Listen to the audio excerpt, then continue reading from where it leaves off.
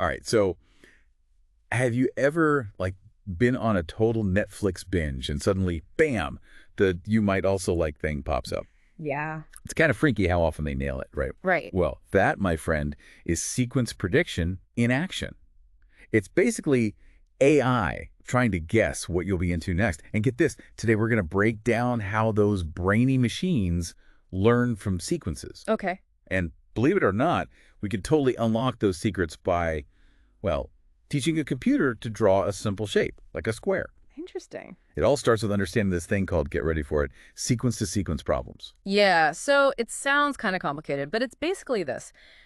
You use one sequence, let's say the first two corners of a square, and you want the machine to predict, in order, a related output sequence, so in this case, the remaining corners to complete the square. And this is where things get really cool.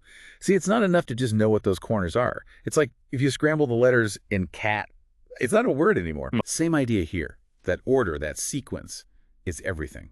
The book we're looking at, Deep Learning with PyTorch Step-by-Step, they dive into this whole concept using something called an encoder-decoder architecture. Can you, like, unpack that for us? Sure. So imagine the encoder as this, like, detective, right?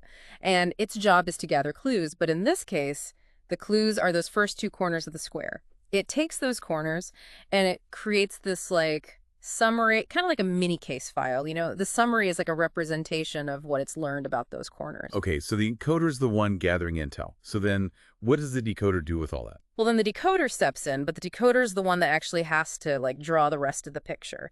It takes that case file from the encoder, that summary of the first two corners, and its job is to generate the next part of the sequence, the remaining corners, to complete the square. Ah, okay. So each prediction it makes depends on the one that came before it. Like if the decoder gets one direction wrong, the whole square gets wonky. Exactly. It's like following directions. One wrong turn, and you end up totally lost. And to help our model learn without, getting completely off track, we use this cool technique called, get this, teacher forcing. Teacher forcing sounds intense. What is that, some kind of AI boot camp?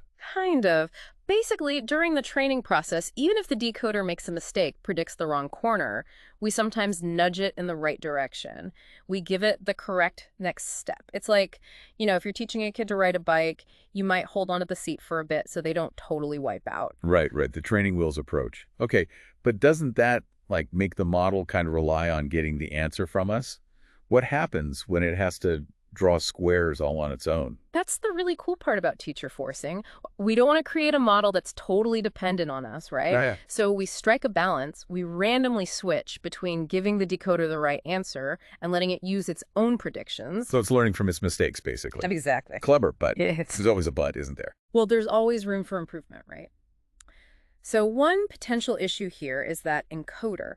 Remember how it compresses the whole first part of the sequence, those first two corners, into one little summary? Yeah, like that detective's case file. Right. Well, sometimes when you condense things down that much, you might accidentally lose some important details along the way. It's like trying to summarize your entire life story in a single sentence. You definitely miss a few plot points. Exactly. And that's what we call a bottleneck. So how do we get around that bottleneck problem? Well, it's all about teaching our model to focus, kind of like what our brains do, you know? Yeah.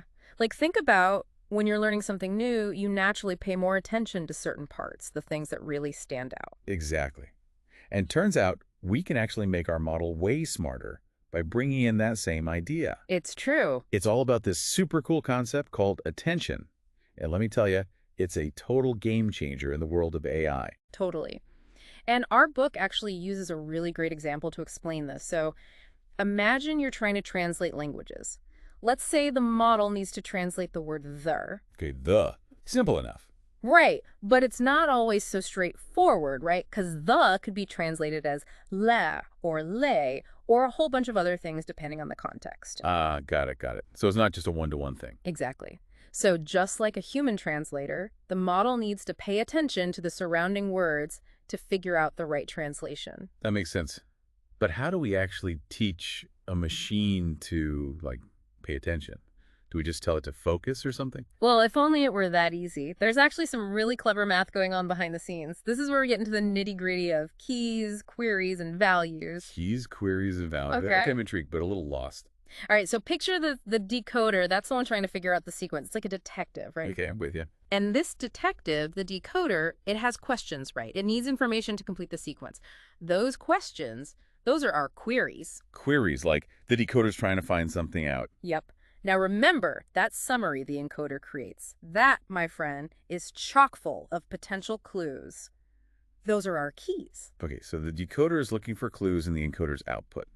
Makes sense. And the best matches between the decoder's questions, those queries, and the encoder's clues, the keys, those lead us to the values, the actual information the decoder needs. So it's kind of like a giant matching game. Exactly. But of course, it's a bit more complicated than your average card game.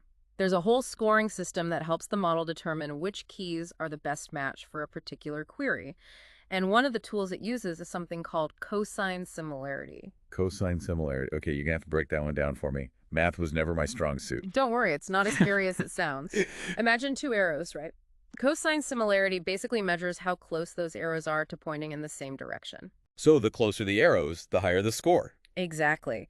A high similarity score means the key and the query are a good match. It means the decoder's found a really relevant clue. Ah, starting to see the light, so to speak.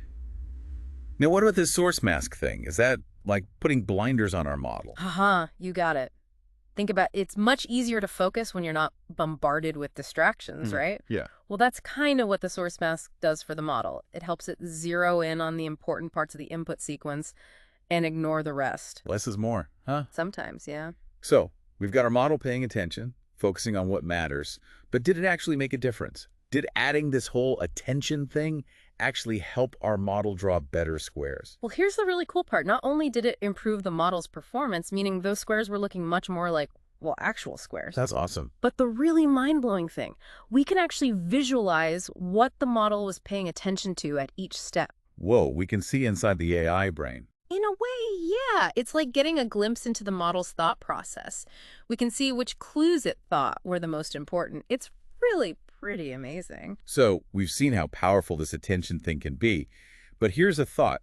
If one is good, could more be even better? You're totally on the right track. It's like having a whole team of detectives, each with their own expertise. That's where multi-headed attention comes in. Multi-headed sounds kind of like a mythical beast. Right. So instead of just one attention mechanism, we can have several, and they all analyze the data in their own way. So it's like each of these attention heads has a different perspective, a different way of looking at the clues. Yeah, exactly. Each head gets the same info, the same input, but they each apply these things called affine transformations. Okay, I'm going to stop you right there. Affine transformations. You got to break that one down for me. Think of them like filters or lenses. They help each attention head focus on different aspects of the data. Like one detective might be really good at spotting visual patterns, while another one's a whiz at interpreting codes. Ah, okay, so they're all looking for clues, but they each have their own specialties. Precisely. And that helps the model capture way more information, get a much richer understanding of the sequence as a whole. Makes sense. Now, the book also mentions something about wide versus narrow attention.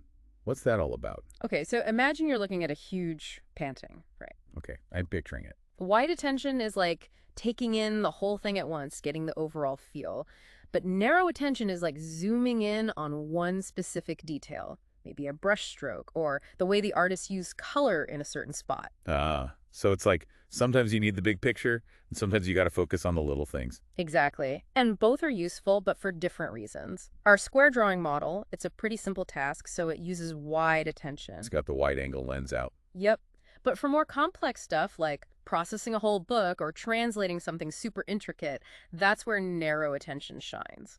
It helps the model focus its energy on the most important parts. Man, it's amazing how much this AI stuff mirrors how our own brains work. Sometimes we need the bird's eye view, and sometimes we got to get down to the nitty-gritty. Well, we've covered a ton of ground today. We went from teaching a computer to draw a square to like diving deep into the world of attention mechanisms, multi-headed attention, all that good stuff. It's pretty mind-blowing when you think about it. We're building machines that can learn and process information in ways we never thought possible. Seriously. And the crazy part is we're just scratching the surface. I mean, think about it. If machines can learn to pay attention this well, imagine what they'll be capable of in the future. The possibilities are pretty much endless. Right. We could have super accurate language translators, Right. AI doctors that can diagnose diseases earlier, maybe even machines that can write music or poetry. Who knows? It's an exciting time to be working in AI, that's for sure. Absolutely. And it all starts with understanding the fundamentals, the basic building blocks of how these models work.